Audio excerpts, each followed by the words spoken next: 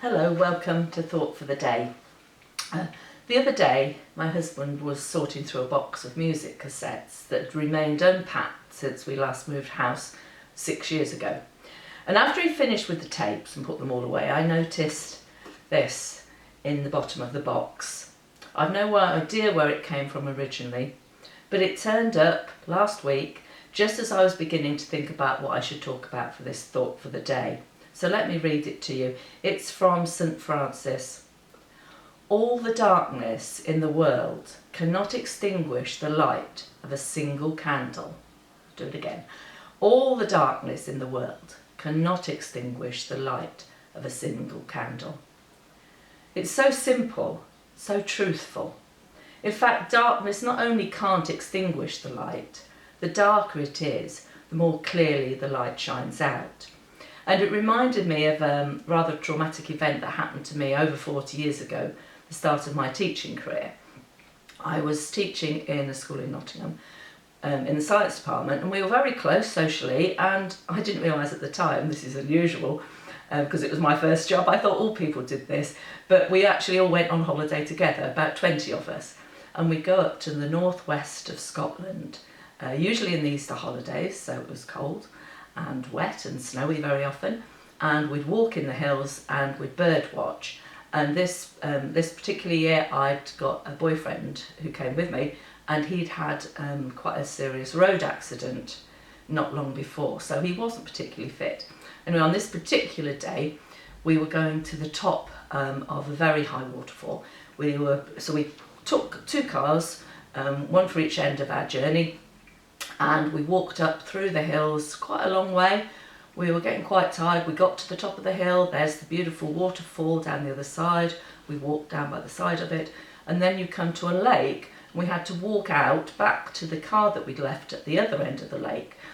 It's March, so there's not a huge amount of daylight, and we're with I think there were 7 of us on this particular walk. 3 of us who'd never really done much of this sort of thing before, and then 4 who were very experienced hill walkers. They got all the maps and the gear, extra waterproofs, everything. So as I say, we're getting a bit tired, those of us who weren't so experienced, and we were starting to lag behind a bit. So we're walking on a path alongside this lock, and we come to a sort of a buttress that sticks out into the water. You have to climb over the top, and there's a little path which we followed up. And we kept going and going. The other 4, by now, well ahead of us. Anyway, so we keep going up and up and up this path, looking down. It's quite steep, down onto the lake. And after probably another half an hour, we look down and we can see the 4 people who've got our maps and our extra waterproofs, our water, our food, way ahead down on the side of the loch. And we realise that we've taken the wrong path. And we're now in quite a precarious position, very high up on a slope. It's starting to snow and it's starting to get dark. There's no way we can trace our steps back and follow them. We've got to keep going. And I'd remembered from having a look at the map that if we turned across into the hills, there was a road that we hopefully would hit. If we turned too early, we'd miss it and go off further and further into the hills. So it's quite important to make sure we've gone far enough. So we keep going up and up and up. We turned away from the lake. We can see the top of the ridge. We're hoping that over the other side we might eventually come to the road. By this time it is almost dark. It's properly snowing. We're soaked through. None of us really got brilliant footwear on. So my friend who was ill was close to exhaustion. So we're getting very desperate. And as we get to the top of this ridge and look down, there in the distance, a light. In fact, it was 2 lights. It was the headlights of a car. And our friends suddenly, I must have realised what had happened, that we'd somehow got abandoned. And they'd picked up the car, driven it down the road and parked it with the headlights on, shining out across the hills. What an amazing relief that was for us. As I say, we were at the point where we were thinking we're going to have to spend the night out on the hill in March in Scotland with no protective clothing on. So we felt absolutely amazing, the joy of seeing that light shining out in the darkness. that one tiny light that obliterated all the darkness of the fear that we'd felt. And we laughed hysterically, and we had to splash through a river, but it didn't matter. And we felt such joy in still being alive. One small light in the darkness did that. We all lose our way sometimes. We think we're on the right path.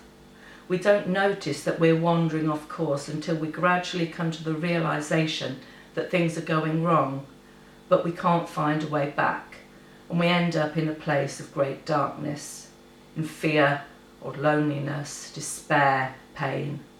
And we can't see a safe way forwards. We don't know which way to turn.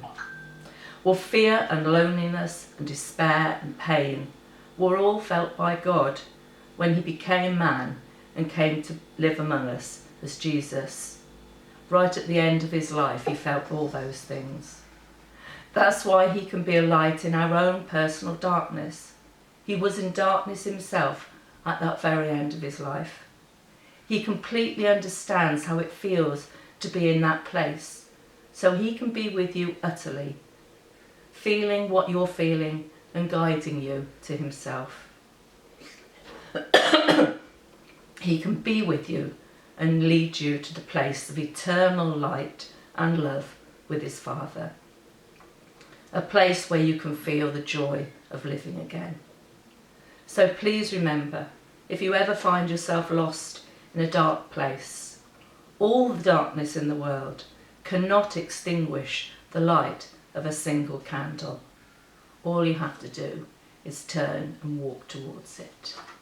Thank you.